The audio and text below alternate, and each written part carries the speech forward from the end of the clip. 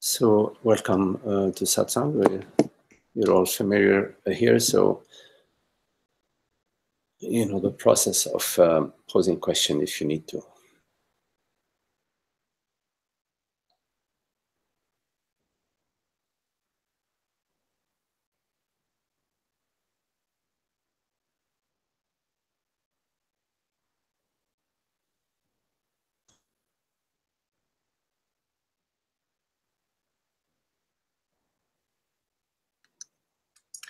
Magdi? Yes, hello Esther. Hi. Hello. Would you speak to the freedom of the self? Just whatever comes to you to say. Okay.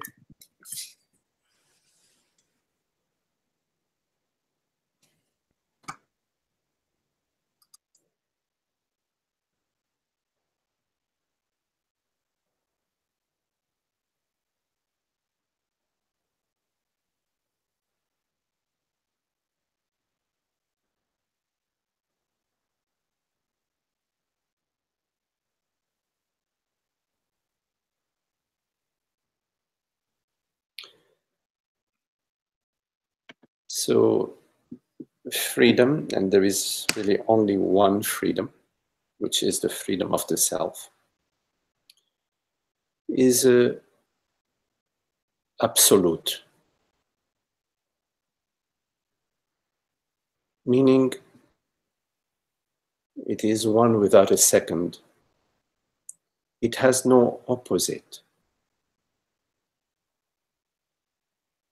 And whatever has no opposite is absolute and cannot be spoken of. And yet we speak, but we speak referring to the unspeakable, to that cannot be spoken.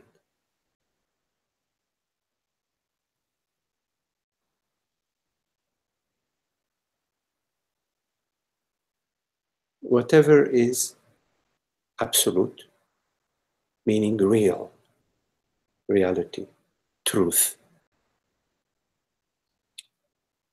beauty, love, happiness. Because they are absolute and they have no opposite, they cannot be spoken of in a relative manner.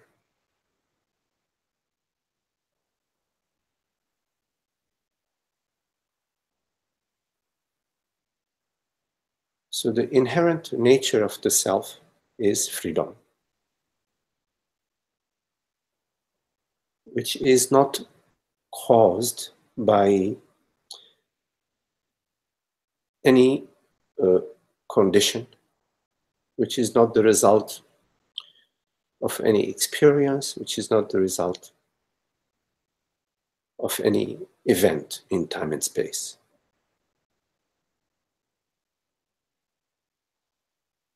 Our inherent nature is freedom.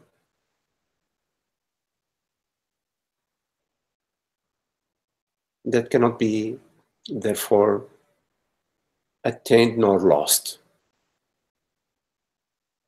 So in awakening to our true nature, in the dissolution of the veils of identification,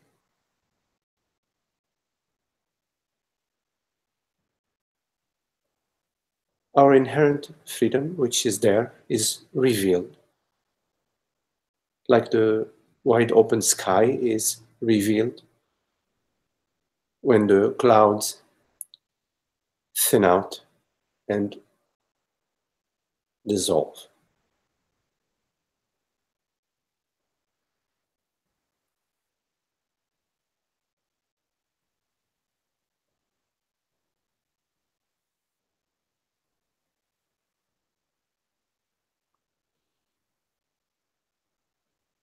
In our life, as we are contemplating truth, and we are in love with truth and in love with God, in love with the reality.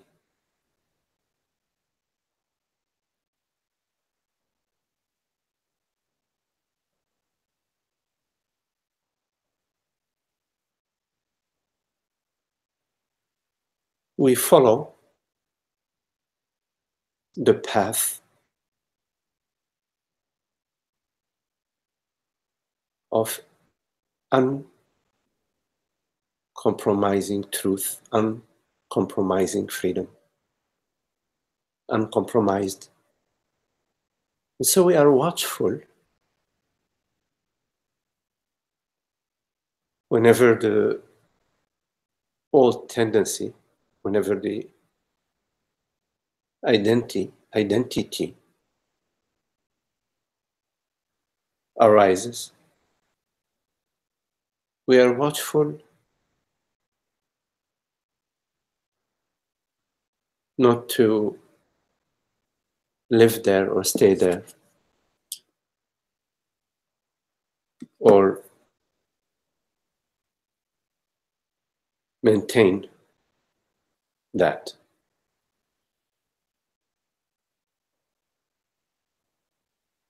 So we live our inherent nature. We live according to our true nature of causeless freedom. And there are tendencies that we have, which are the result of perceiving ourselves as some image, some form, some bundle of thoughts and feelings, images and feelings. And what comes along perceiving ourselves as a body-mind, as a form, is the concerns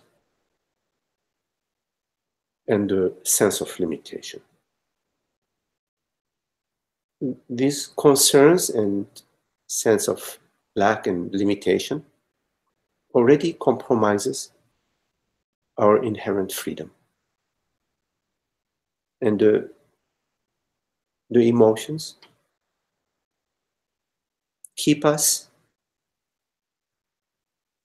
feeling and believing and feeling that there is something lacking and that we are in some need, that we are in need. And our freedom is compromised. So as you abide as the self, as you contemplate, what am I truly? You contemplate your true nature.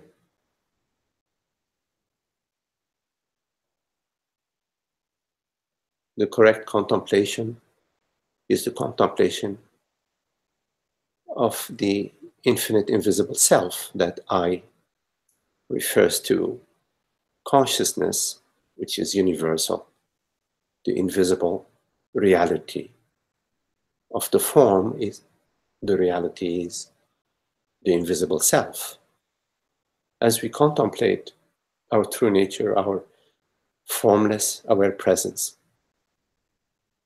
which is inherent non-substance,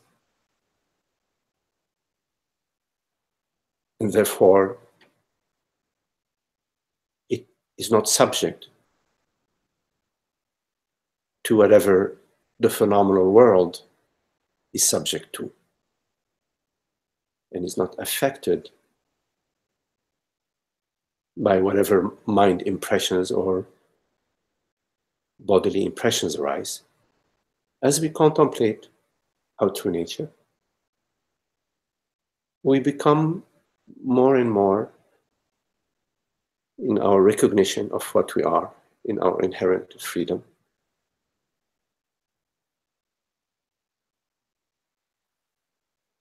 And we honor that.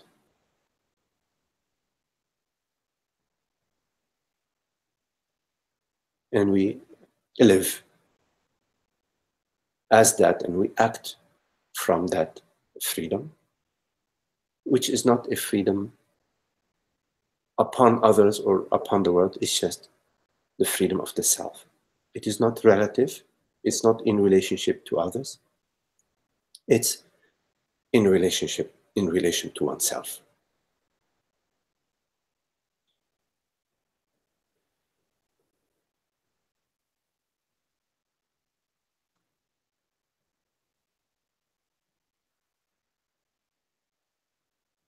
So living as that, living as the freedom of the self, is the honoring of the freedom of the self, our inherent freedom.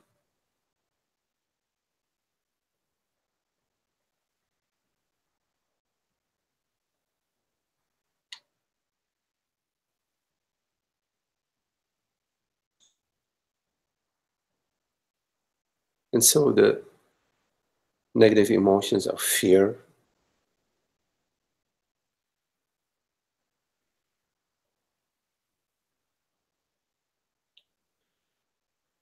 are released because in your deep understanding of your true nature,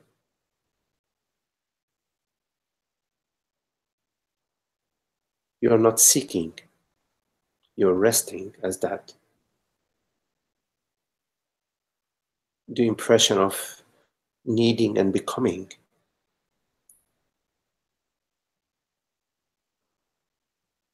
hoping and preserving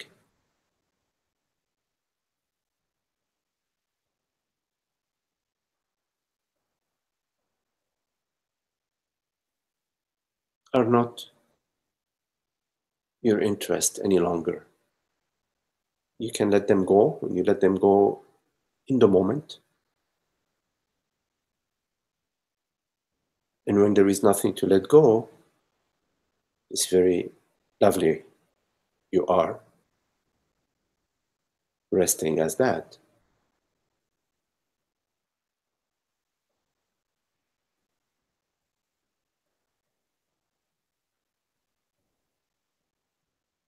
And your personal power is surrendered, and there is a recognition of your true power, which is God's power, which is the universal power, the power of creativity and being and love and freedom that no one can give you or take away from you.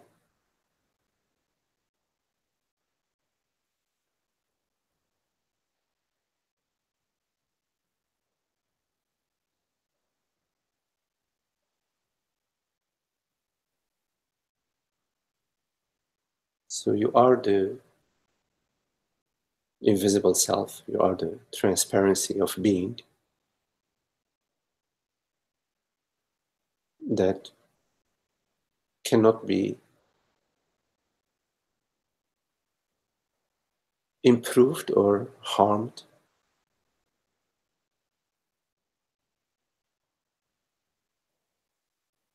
which is the freedom of the self, the reality of being.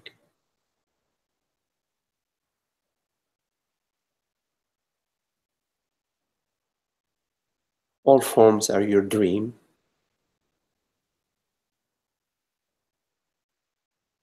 and out of your inherent freedom, God's freedom, you dream all sweet dreams. And part of your dream is the invitation to recognize what you already are. It's an open invitation which comes from the self.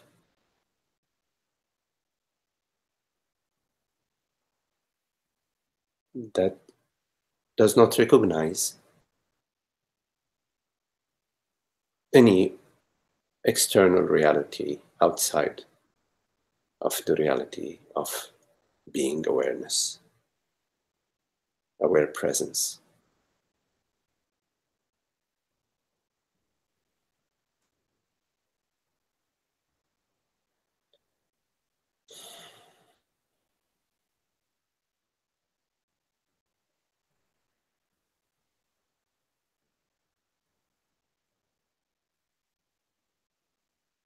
Whenever you, in the moment that you revert to believing that you are a woman, a person, at that moment,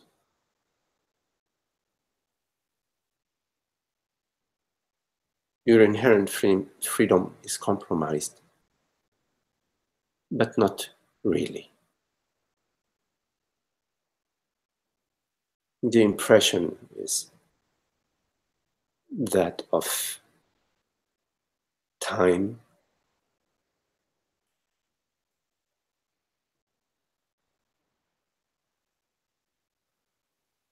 and the impression that something external is happening to your internal being.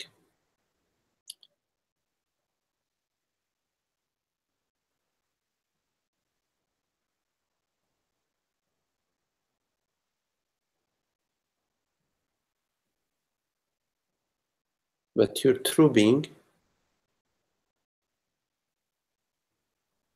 is universal beingness, the light of being,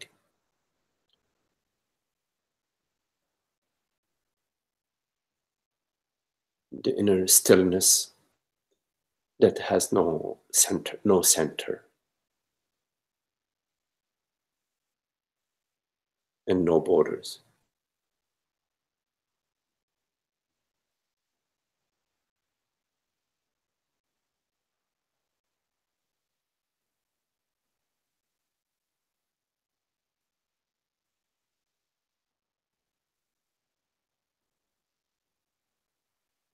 And, you are that. You are that.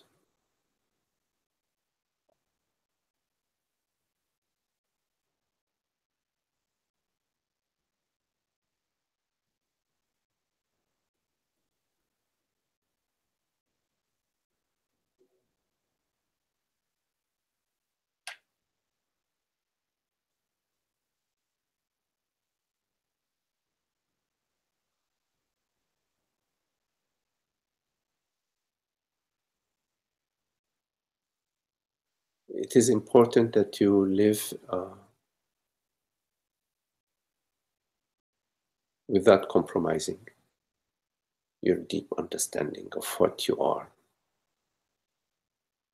because it is in the living of your understanding that your understanding deepens, establishes itself in your being as one with your life.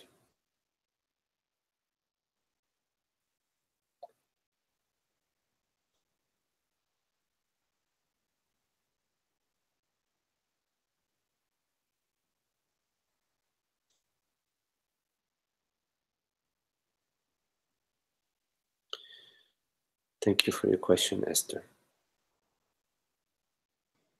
Thank you, Magdi.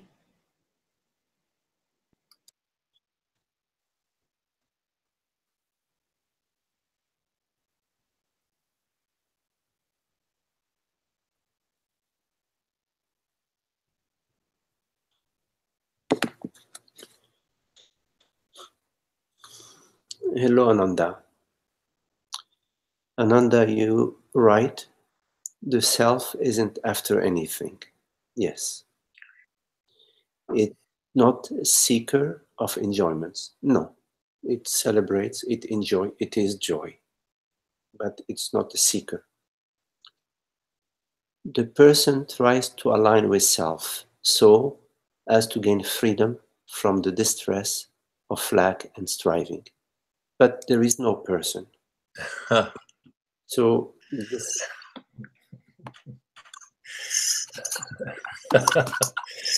okay, I am bliss, I am peace. But the I am bliss and I am peace can never belong to a person, because the ghost cannot celebrate anything. A phantom cannot have dinner with you tonight.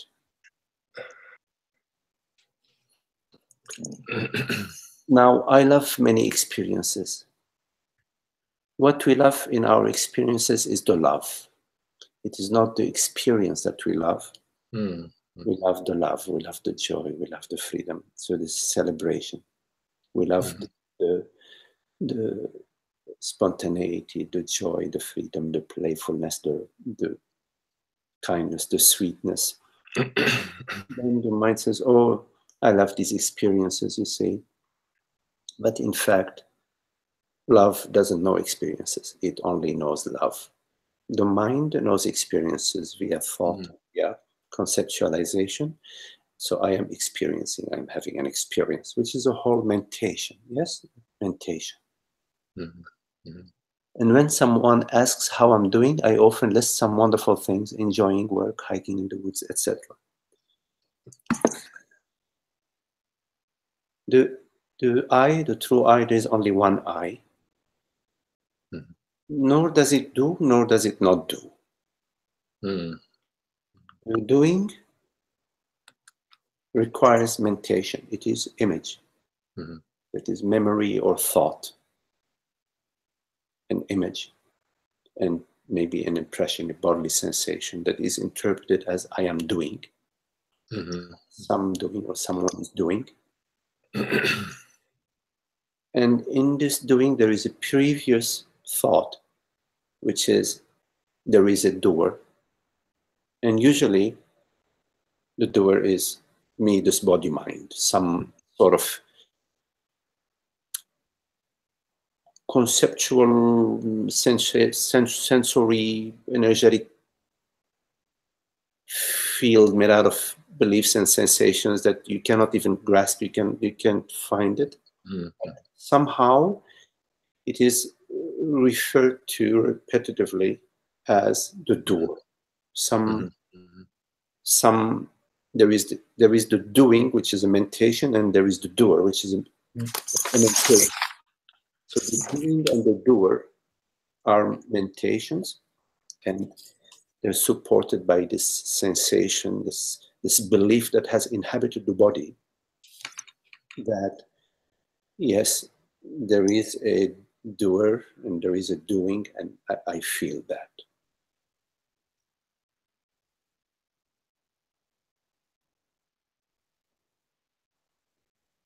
But at the core of our being is our entire being. So the core of our being is being. There's only being.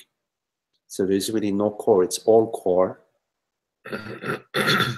And there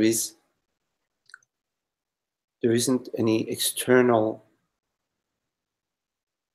reality that interacts with a separate reality. So the doing, the entire realm is not non-existent, in fact. And you will only find it in the content of thought, and you will only experience it as you give thought the power to know, which it does not have. You only experience what if you give thought the power? The impression of doing. You will experience doing. You will experience the doing that is contained in thought. When you give thought your knowingness, your power to know. Yes. So then you will your belief will be experienced in your being as a feeling of doing. Right. As soon as you break the the connection between your belief and the thought, then the thought is just an appearance. Mm. And this appearance is intimate with your very being. It is not an external appearance. Mm-hmm. Mm-hmm. You're experiencing your intimate beingness as a thought, but because of your intimacy of experience, Mm-hmm.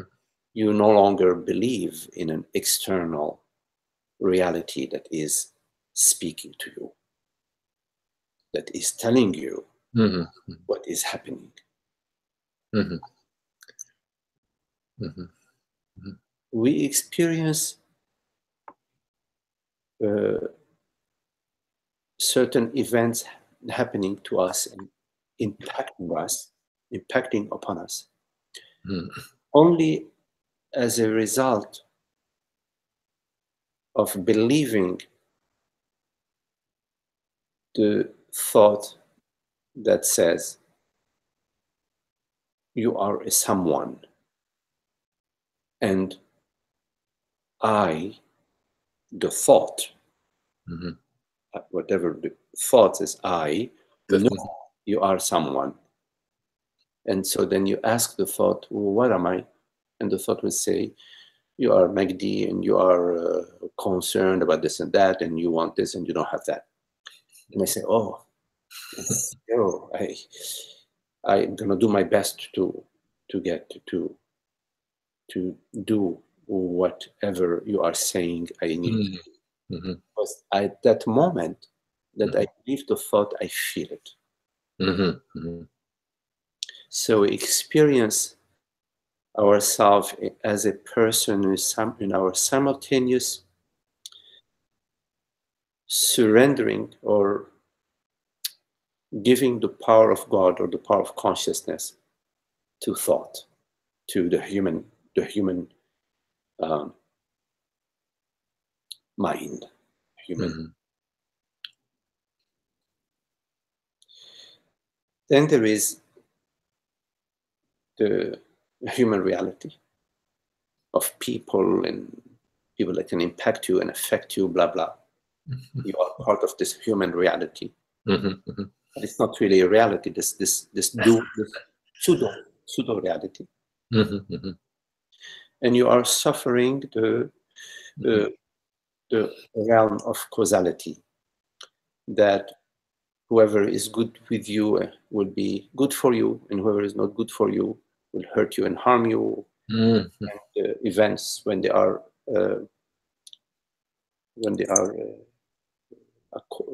sweet to you and according to your expectations, you are happy.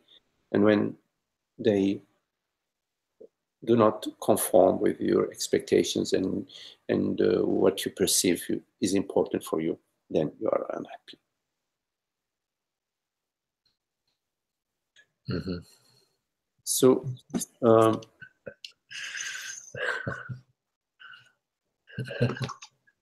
That was very clear.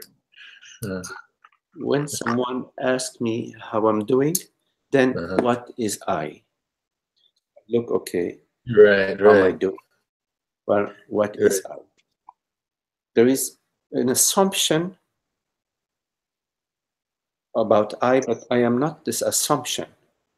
Mm-hmm. I am simply the what. The what am I?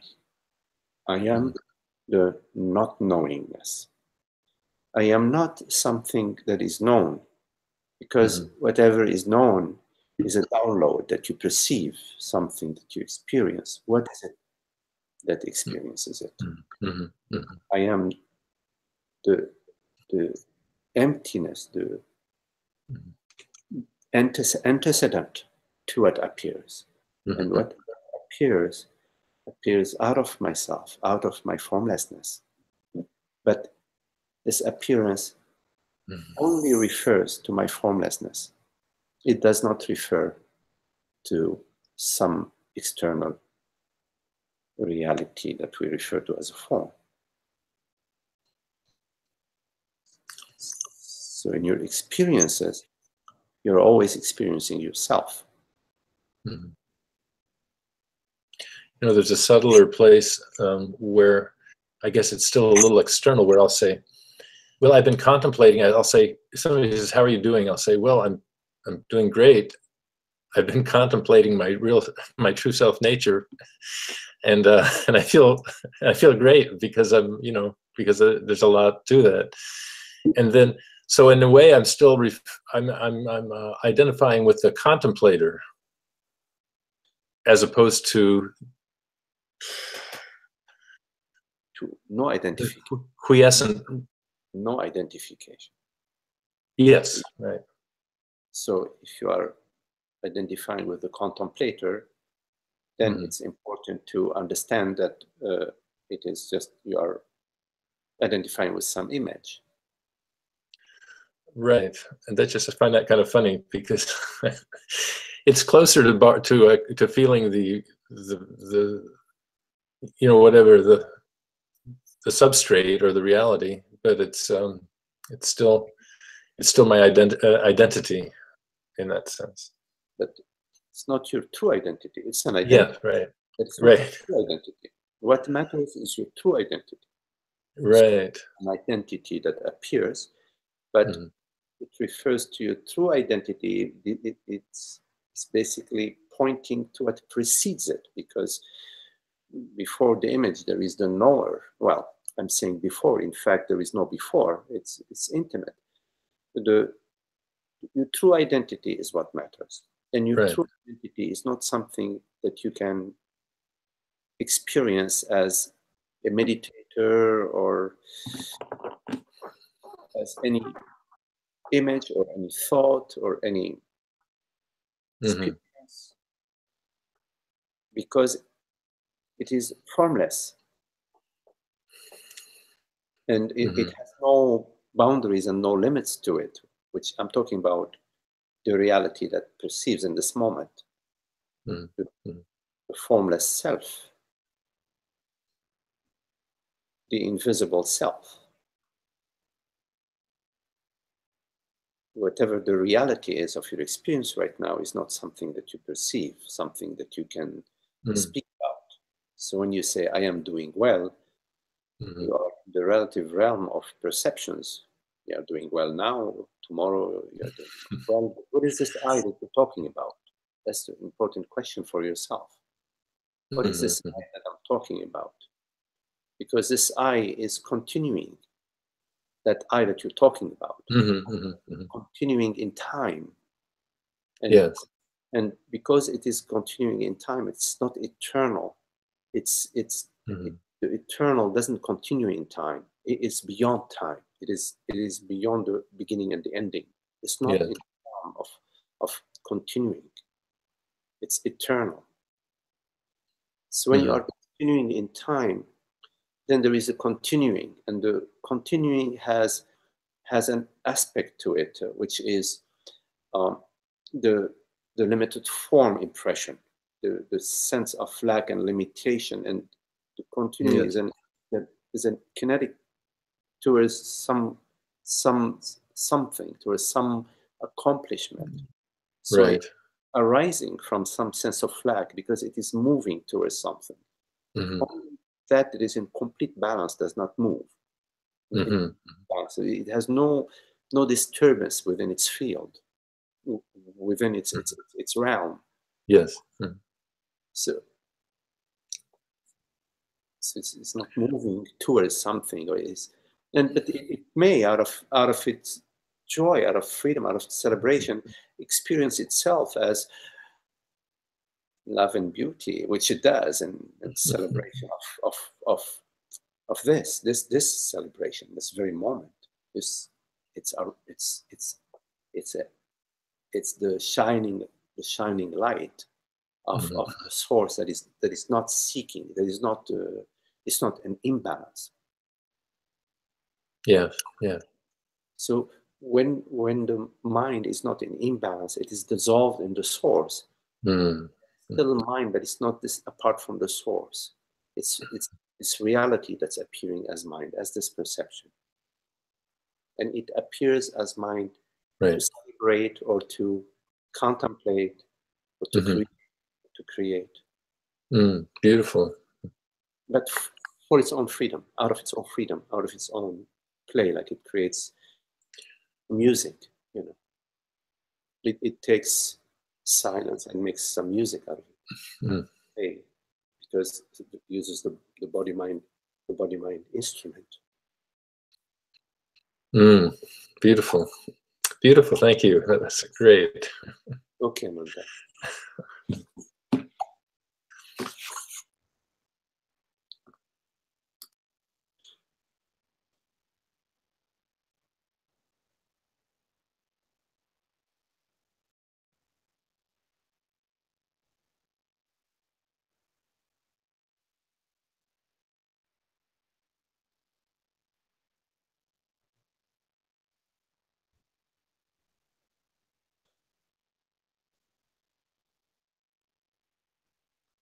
Maria.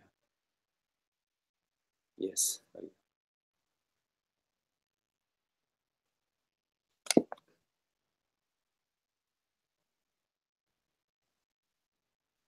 So Maria, you're right, Magdi. I often wake up in a horrible mood. And I ask myself, who is in a horrible mood?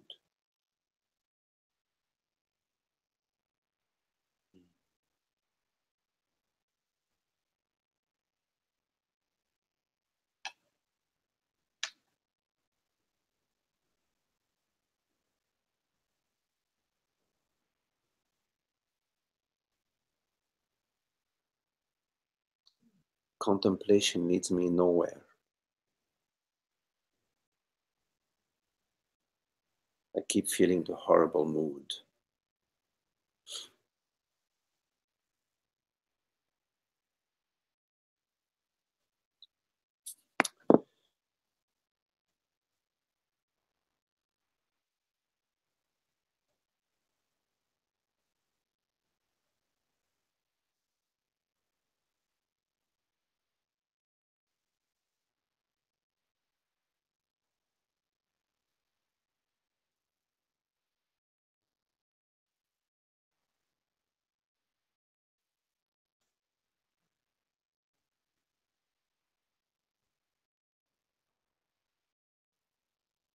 So Maria,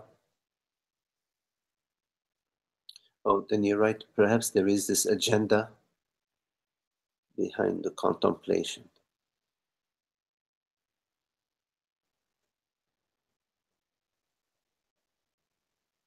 In your waking state,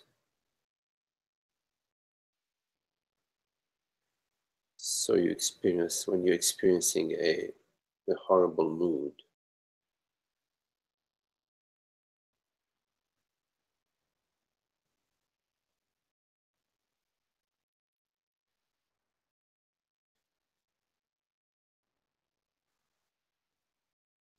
there is some kind of reason for this mood.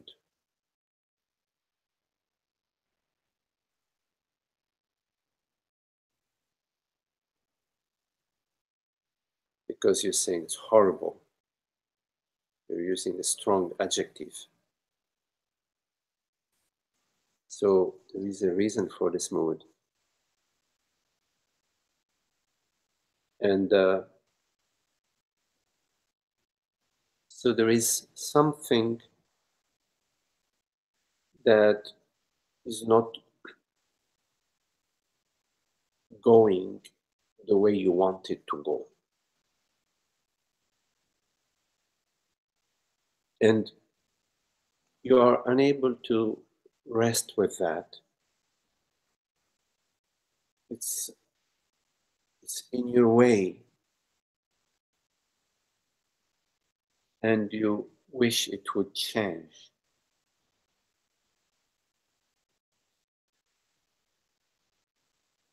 And it's not changing.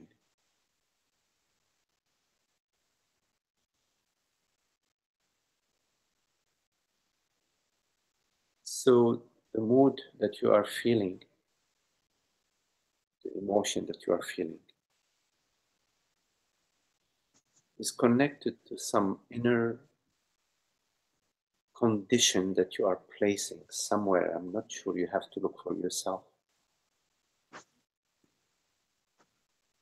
Condition that you are placing upon somebody, upon yourself, upon your situation. Maybe you are wishing, or you have been wishing for a while for something to be different in your life. Especially if this mood has been going on for a while. It means you have been wishing for this to change for, and you have been unable to give some of this to God. You're expecting it from the world. You're expecting that somehow something you do or somebody does will relieve you.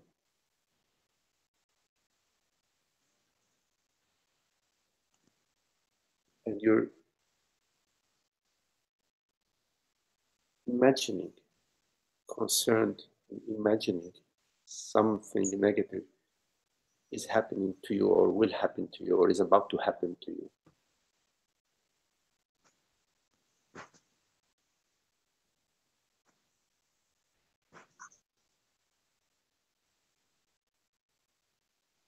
And you're also expecting to wake up happy. Maybe there is a subtle image in your mind about how you should feel.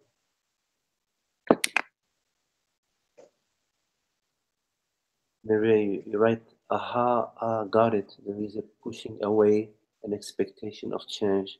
I have placed a condition on me, on the world. You have to look at that. And sometimes we imagine that we should be feeling a certain way. We have some expectation. It's very subtle. We may not even be aware of it. And if we are not feeling that way, we're feeling slightly not shiny, we are unable to just simply be as that, because there is a pull between this idea that we're not noticing about how we should be, how we should feel. Then we say, oh, why am I feeling this way? What's wrong today? Sometimes it's a gray day. And in a way, because we are not apart from our environment, we feel gray. We are gray. What's wrong with that? The only thing that may create a problem is if you imagine that you should be experiencing as a human form some different human experience. But when you are free from those images, when you are not imagining yourself or imagining your life or imagining how things should be or how others should be, then really you are not bothered with if it's a great day or not a great day. In fact, you can contemplate as you are feeling gray that it does not disturb what you truly are. It's a good contemplation because if there is a certain feeling of unease, it's a good opportunity for us to practice, to contemplate, to contemplate that in fact nothing is really, I'm not really being affected. I can experience that without really anything happening to me. Now, when you're saying a horrible mood, then there is some condition that may be ongoing, that you are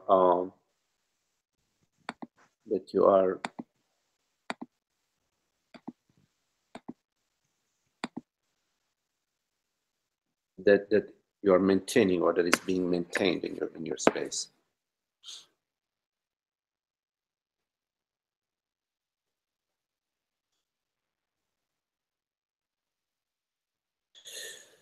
The contemplation of the self is not about having a happy life. It's not about having a happy body. It's not about having a happy mind. It's about awakening to what you are, what you truly are. Happiness in the world, in the body, in the mind is a consequence of your self-knowingness. It is not the objective of your contemplation. The objective of your contemplation is to realize that you are not what you imagine yourself to be, that you are not a body-mind form, that you are this aware, awake presence. And if you become concerned about your feeling and about your emotions and about your body-mind, you remain in that hypnosis. You remain, oh, I'm feeling okay now. Oh, I'm feeling better than yesterday. Oh, today I'm feeling a little bit worse than last week. You remain in that relative realm of the feelings and the thoughts and the emotions and the comparative mind, the judgmental mind. You follow? So turn your attention not to what is appearing to you, because there will be some sort of appearance. Oh, the deer are here. You have to see the deer. Can you see it? Hey, Tara? The deer might be in the garden. Okay. That was a beautiful deer. Yeah, the deer is right here. Yes, you see. Yeah. Yeah. Oh. Tara just chased it away.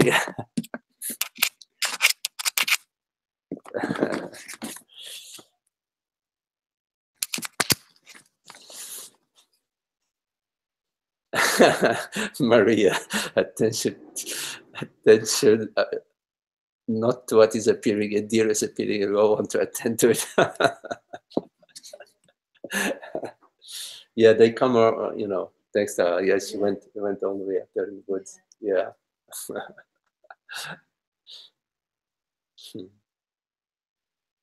Yeah. Okay.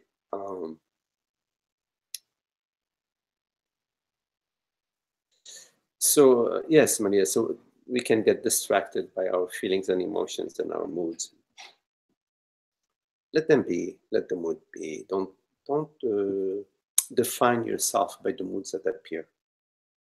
Nothing that appears defines you.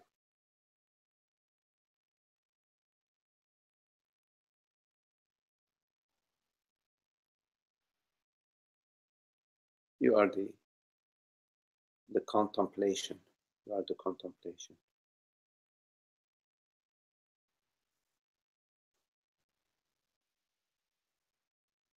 You are the transparency of being.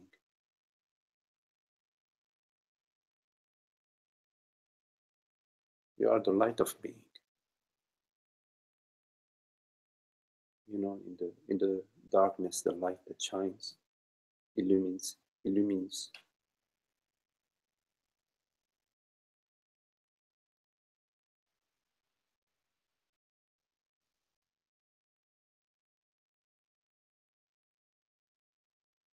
Don't carry with you. Don't let go. Let it be.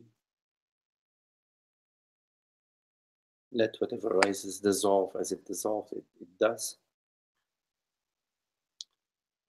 So Maria, you write, so is it a matter of time for contemplation, as in to whom is this feeling appearing? If it's helpful for you, if this question is helpful for you, Maria, to whom is this feeling appearing?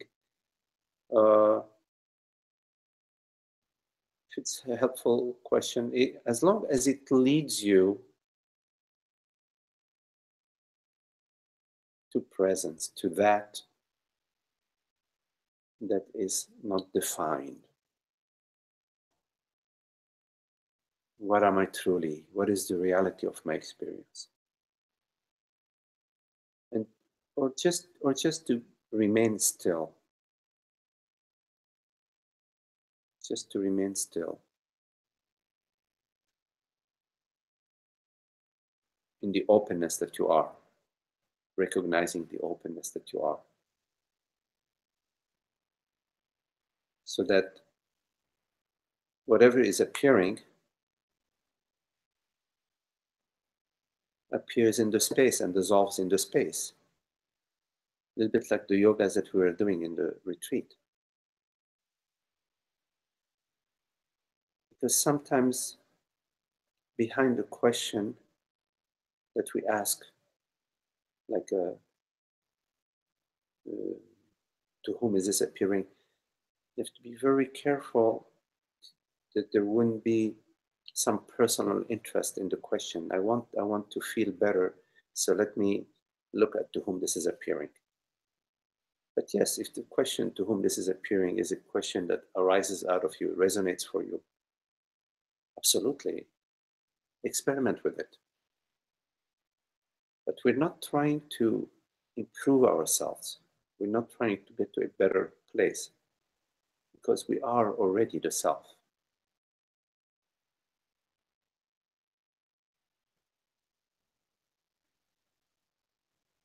So what am I truly is a question that goes directly to the self. The self knows itself. It hears the question, in hearing this question, it knows the answer. It is the answer. It is the question and the answer. Question and the answer as one. So there's no question and no answer. But when a certain mood arises,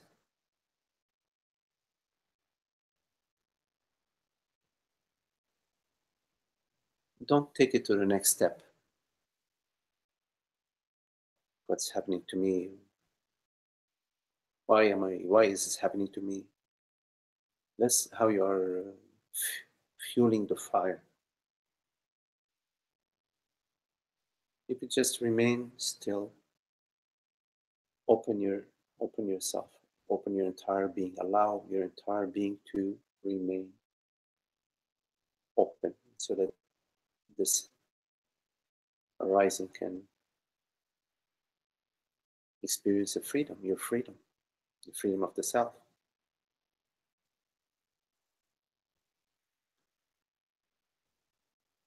Maria, you write to yes, I know what you mean. There is a subtle agenda, like a strategy to eliminate the blindness, yes. So as in the yoga meditation, allow the sensation to open up to space, yes, the space that is, the space of being, your freedom, the freedom of being, your inherent freedom.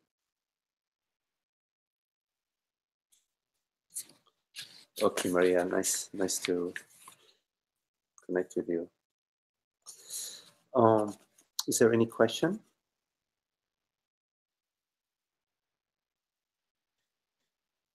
Okay, so I'm going to read a question. Actually, there's been a few questions that Zoe has sent, but I will just see with the first question.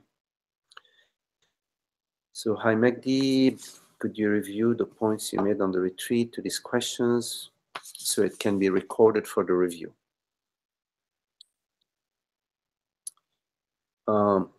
First question, if separation were real, we wouldn't be able to communicate.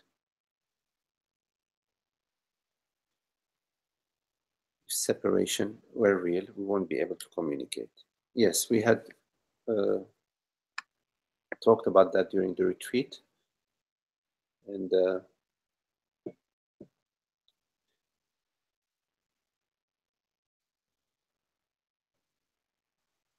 so yes, if there was reality to separation, then I am a separate whatever, separate reality, and you are a different separate reality. And if we truly are separate, then I am perfect. I am complete in my separateness. If separateness is really real, then I am complete in my separateness, and you are complete in your separateness. And also, if we are truly separate, then there is no way we could communicate. You wouldn't hear these words right now if we're truly separate. In order for you to hear these words right now, there has to be some form of connection, something that connects us. And if something connects us, then we're not separate.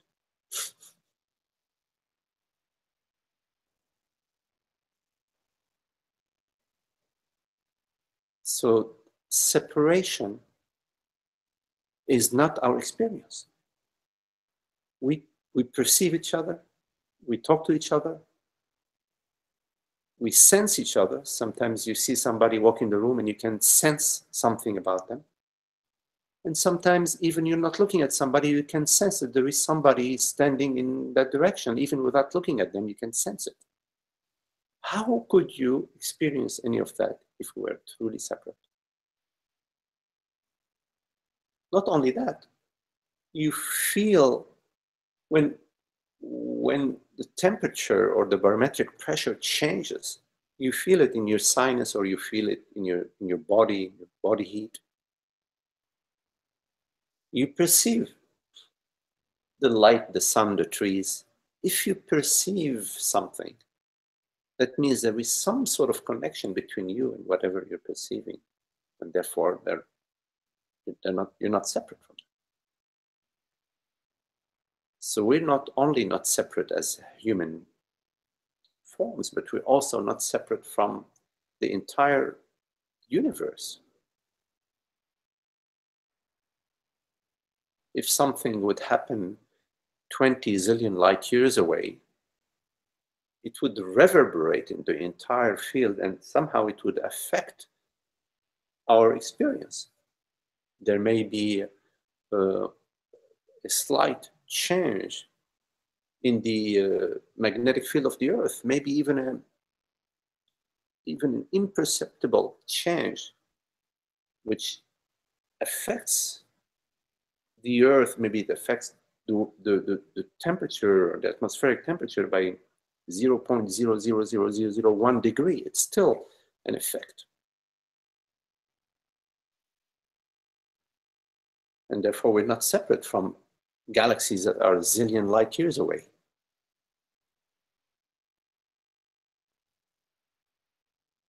So yes, the question, if separation were real, we would not be able to communicate. Yes, we would not be able to communicate with the deer that came in now here, and we just saw it.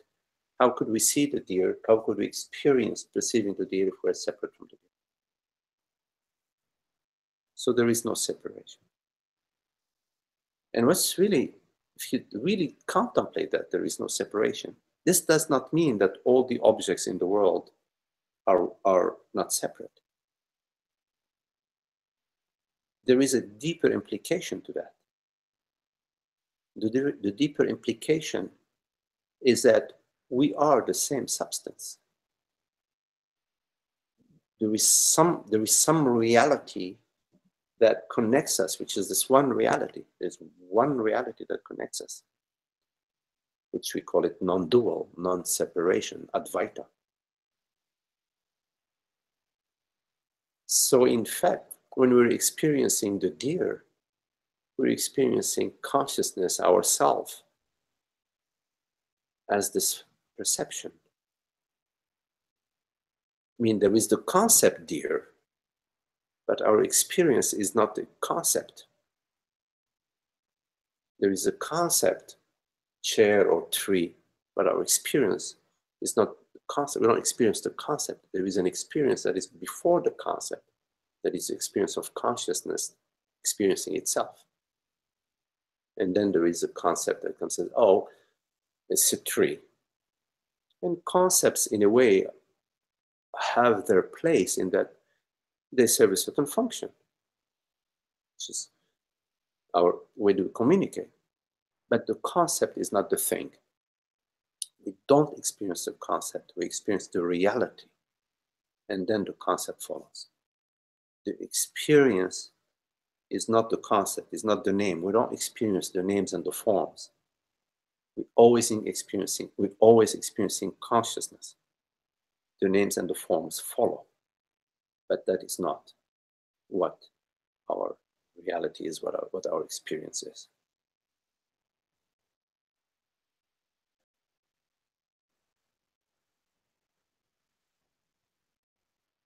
So yes, there is no separation. And if separation was real, completely real, absolutely real, then we would be happy in our separation. Why wouldn't we? We would be happy because we would be whole and complete in our separation, which is not the case. We're pretty miserable in our separation. Any questions?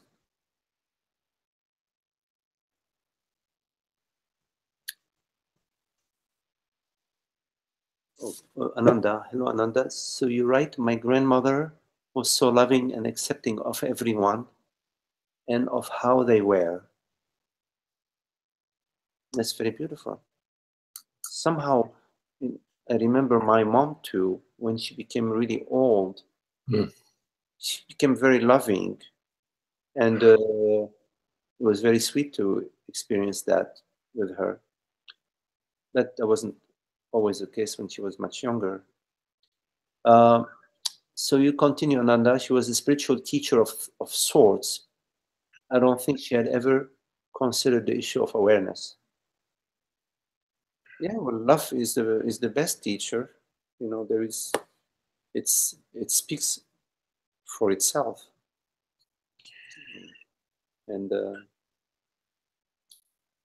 if we could just live as that, you know, it's beautiful. It'd be beautiful.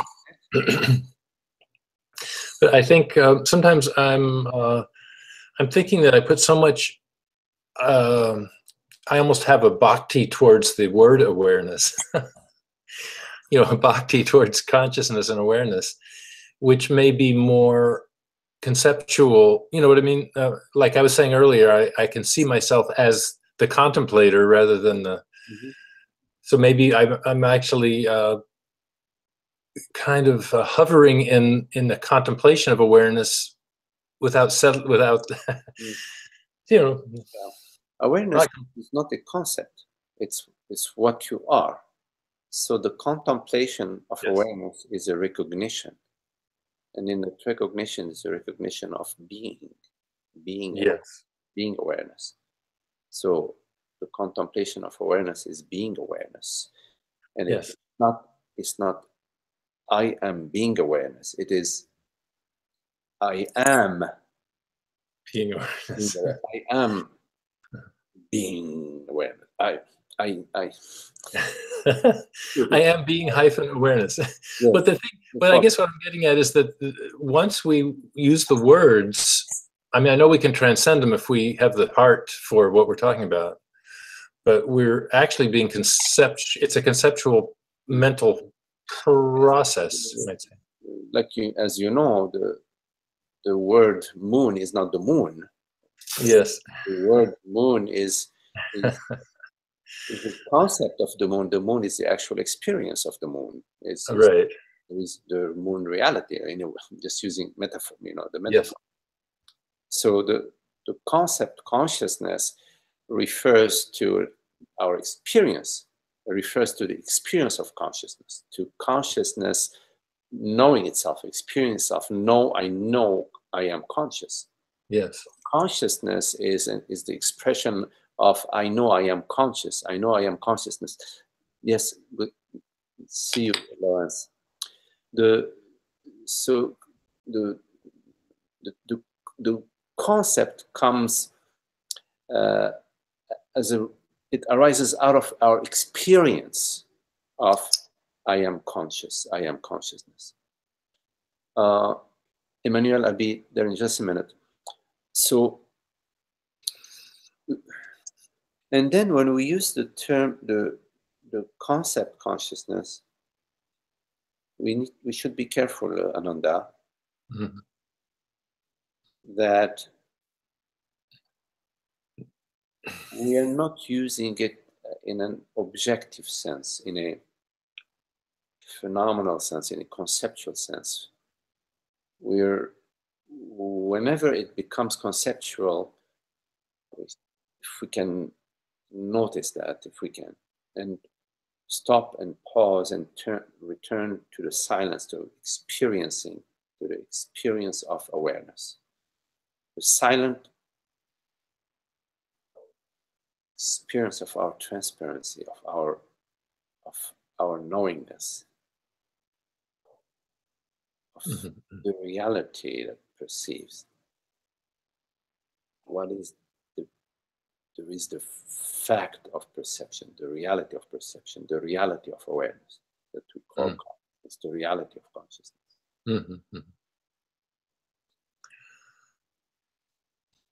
That's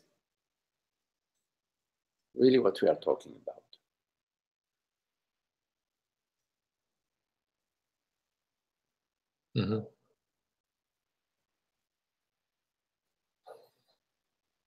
So when we separate ourselves, then there is the subject and the concept. Yes.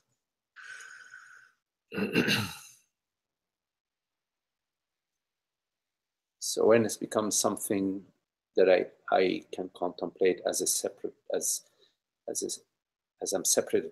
I have separated myself from it, and now I can contemplate it as an external concept. It's still referring. I'm still referring to it as a separate self. Right. Right. That may be going beyond that. Whatever you want to say, beyond or deeper, going into the ocean of that, maybe the the thing. Just turn your attention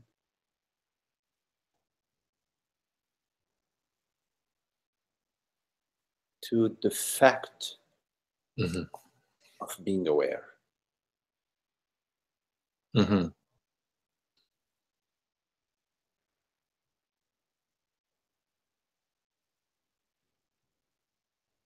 And as you sense that, you get to that experience that, yes, I am aware. Then you can contemplate, well, what is this awareness that first that it is, I am this awareness. I am aware, so what is it that is aware in I? I am aware. What is it that is aware in I? And you may come to it is the awareness that is aware. It is the awareness that is aware. And so I am this aware awareness. Yes, if I am this aware awareness. And this aware awareness has no form, no shape, no size, no location, no viscosity, no place where it starts or ends.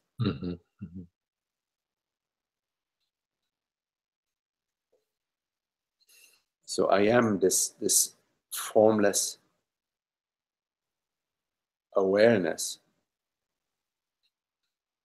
that has no borders and no owner, nobody owns it. And I am that. So you can start from your experience of awareness. Turn attention to your experience of awareness. What am I aware? What is it that is aware? Am I aware? Yes, I am aware. What is it that is aware in I? very awareness is aware in I. Mm-hmm, mm-hmm. Yeah, saying I and awareness are the same. Yeah, then you contemplate.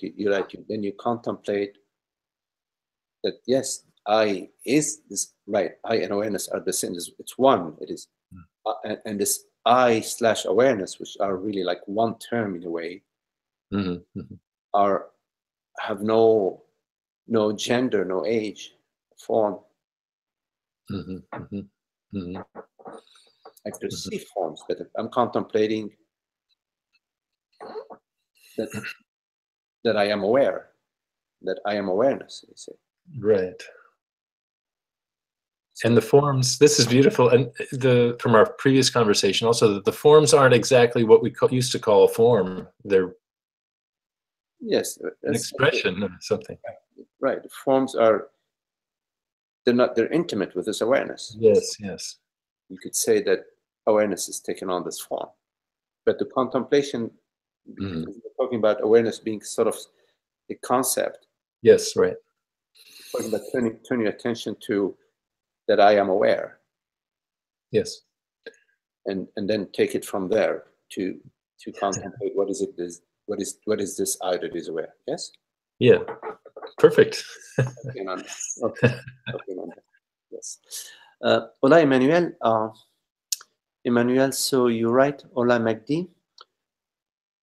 I'd like to ask, there are two activities I felt very passionate about and from which I have built a sense of identity. They are art and surfing. Emmanuel, you can enjoy and you can have passion, but why this sense of identity? Why not just enjoy the art and enjoy the surfing without the sense of identity?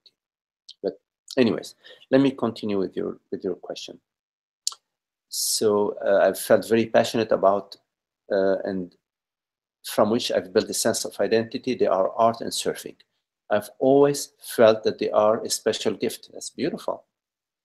But since a while, I don't feel very enthusiastic about them, actually, about anything. Well, things in the phenomenal world change, and sometimes our passions change. Okay. And I know it is because suffering is too strong and the desire of awakening is becoming a priority. And that's wonderful. That's very lovely, Emmanuel. You've said that it is needed to let go of everything, of every image and concept about life and about oneself. Absolutely. Absolutely. But when I try to release the images of being an artist or a surfer, a fear and a contraction in the belly arises. Emmanuel, you're only being asked to drop the image, okay? Not of dropping your passion, okay? Just drop the freaking image. You keep your passion, you continue to love surfing and whatever, swimming, whatever it is, but just the image. What do you need the image for? That's extra. Anyways, coming back. But when I try to release the images of being an artist or a surfer, a fear and a contraction in the belly arises, and it says, what is going to happen if I let go of this sense of identity? A lot of beautiful things are going to happen when you let go of the sense of identity. You will experience your freedom from identity, and I say yes to that.